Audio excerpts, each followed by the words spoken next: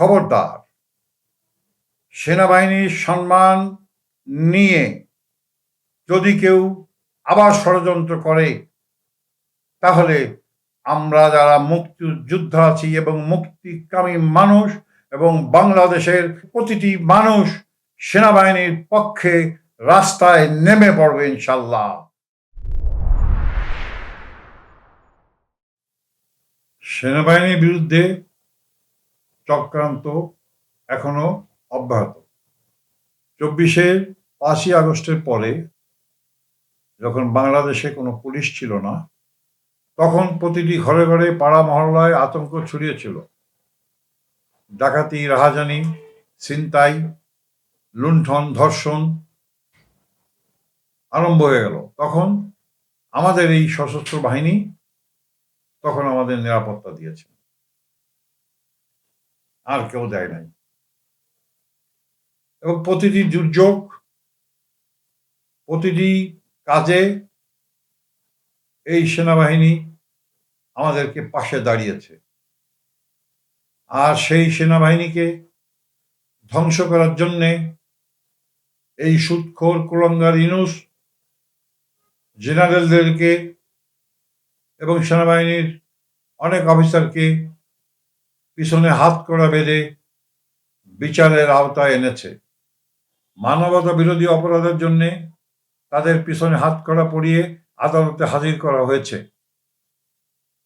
এই সুদখোর ইউনূস সারা পৃথিবীতে এই সেনাবাহিনীর সুনাম ক্ষুণ্ণ করেছেন। আমার প্রশ্নটা হলো, উনি পাকিস্তানের মেটিকুলাস ডিজাইনের মাধ্যমে বাংলাদেশ সেনাবাহিনীকে ধ্বংসের যে পরিকল্পনা ছিল, সেই পরিকল্পনা বাস্তবায়ন করতে গেছেন। আমাদের মনে রাখতে হবে, সেনাবাহিনী আমাদের ছেলে, আমাদের ছোট ভাই, আমাদের আত্মীয় স্বজন। তারা এই ঠাঠা রোদের মধ্যে, বৃষ্টির মধ্যে, ঝড় তুফানের মধ্যে তারা তাদের ডিউটি পালন করে। এমনকি ট্রাফিক নিয়ন্ত্রণ করার জন্য সেনাবাহিনী কাজ করেছে অতীতে, আমরা দেখেছি। যখনই কোনো দুর্যোগ হয়, যখনই কোনো ঘূর্ণিঝড় হয়, তখন সবার আগে সেনাবাহিনী চলে যায়। আর এই সেনাবাহিনী জাতিসংঘে আমাদের সুনাম অর্জন করেছে।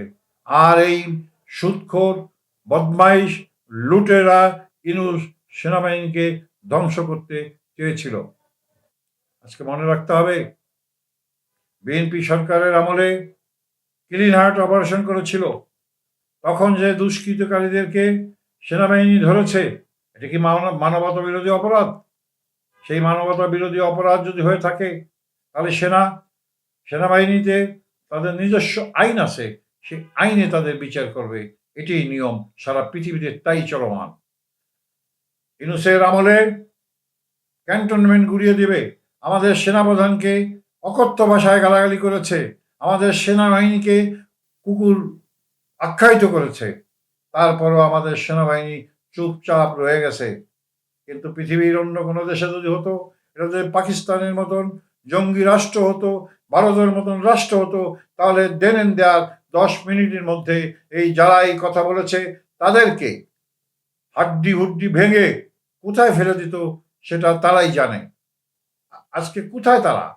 সেই যারা সেনাবাহিনীকে মারতে চেয়েছিল, ক্যান্টনমেন্ট উড়িয়ে দিতে চেয়েছিল, সেনাবাহিনীর প্রধানকে কুকুরের সাথে তুলনা করেছিল, কোথায় তারা? আজকে নামে না কেন? সেই জন্যে আমি যেটা বলতে চাই, মাননীয় প্রধানমন্ত্রী তারেক রহমান সাহেবকে বলতে চাই, সেনাবাহিনী আমাদের ঐতিহ্য, আমাদের রক্ষা কবচ, আমাদের রক্ষা কবচকে ধূলিসাৎ করতে দিয়েন না। এই সেনাবাহিনীর যে জওয়ানরা, সেনাবাহিনীর যে জেনারেলরা আজকে জেলে আছে, তাদেরকে যদি অপরাধ করে থাকে, সামরিক বাহিনীর যে আইন আছে, সেই আইনে তাদের বিচার করেন। অপরাধ করলে তার বিচার হবে, সেজন্য সেনাবাহিনীর আইন আছে, আদালত আছে, সেখানেই তাদের বিচার করা উচিত। এবং যদি না হয়, এই বাংলাদেশে এবং পৃথিবীতে সেনাবাহিনী ছাড়া কেউ চলতে পারে না। সেনাবাহিনী একমাত্র বাহিনী যে জীবন দেওয়ার জন্যে চাকরিতে যোগদান করে।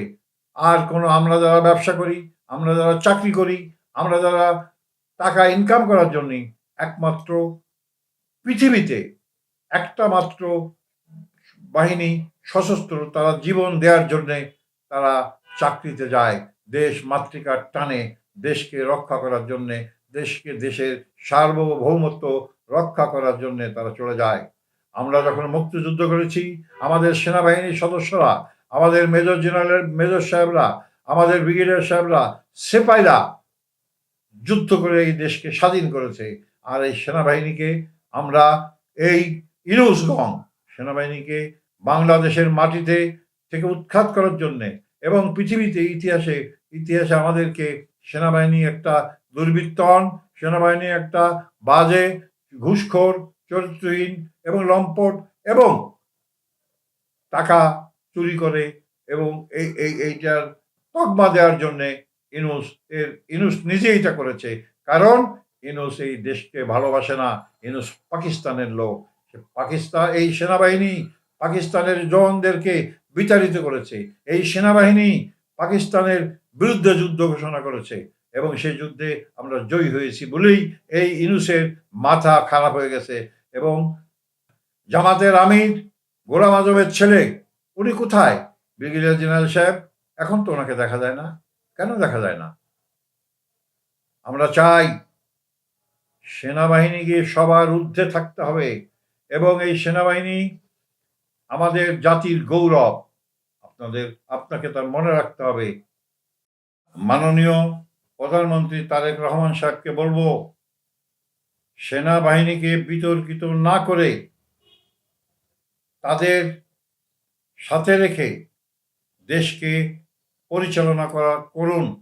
সশস্ত্র বাহিনী তাদের জন্মই হয়েছে দেশ মাতৃকার জন্যে, জীবন দেওয়ার জন্যে। আপনি তাদের সাথে রাখুন। তাদের উপর যে অত্যাচার, অবিচার, জেল জুলুম হচ্ছে, এটা আপনি নিজে পর্যবেক্ষণ করুন। তাহলে এই দেশও, জাতি বাঁচবে এবং সেনাবাহিনী মাথা উঁচু করে রাখাবে। 24 ঘন্টা আপনি যদি ডাকেন, সেনাবাহিনী 24 ঘন্টা আপনাকে পাহারা দেবে।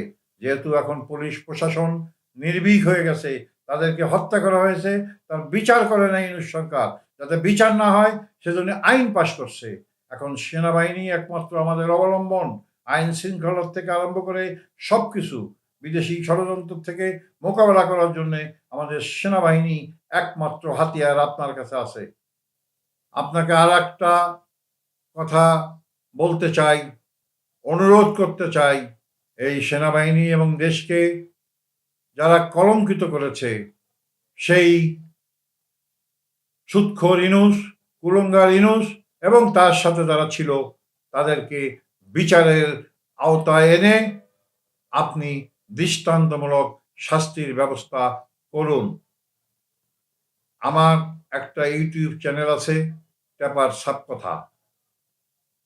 আপনারা দেখুন, শুনুন, লাইক, সাবস্ক্রাইব করুন এবং আমার যদি ভুল ভ্রান্তি হয়ে থাকে আপনারা আমাকে কমেন্টে জানান, আমি রেকটিফাই করবো ইনশাল্লাহ।